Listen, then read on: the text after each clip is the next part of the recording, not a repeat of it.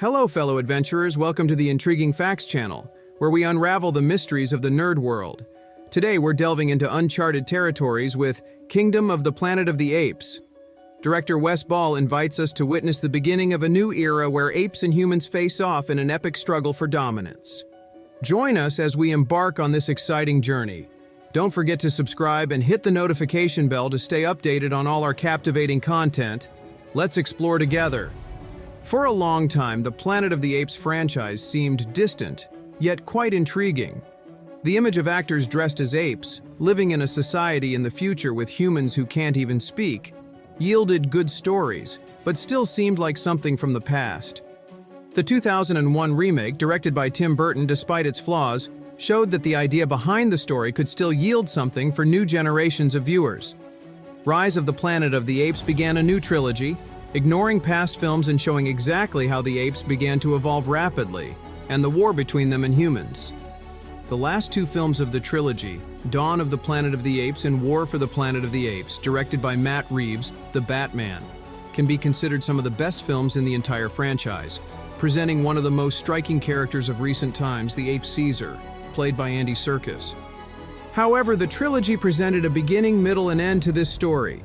With Kingdom of the Planet of the Apes, director Wes Ball of the Maze Runner trilogy and the upcoming The Legend of Zelda took on the task of starting over, but this time respecting everything that came before and still making the almost 230 minutes of the film worthwhile to tell a new story that advances the franchise in new directions.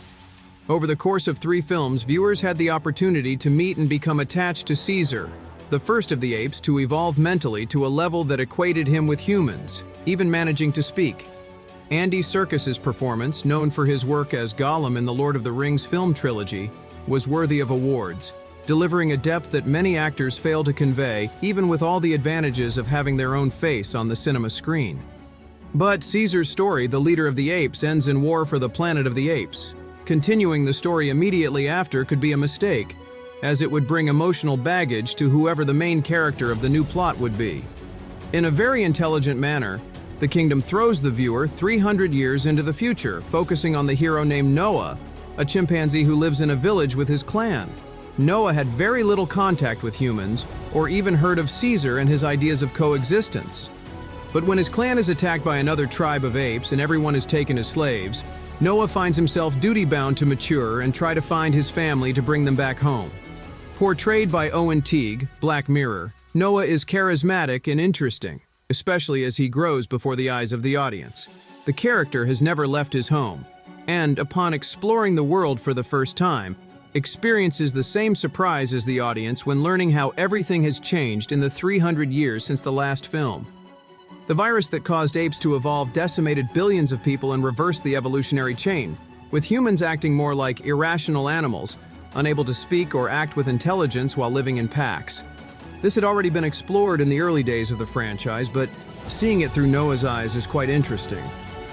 The Kingdom of the Planet of the Apes takes a turn with the introduction of May, portrayed by Freya Allan, the Witcher, one of the few prominent human characters in the film.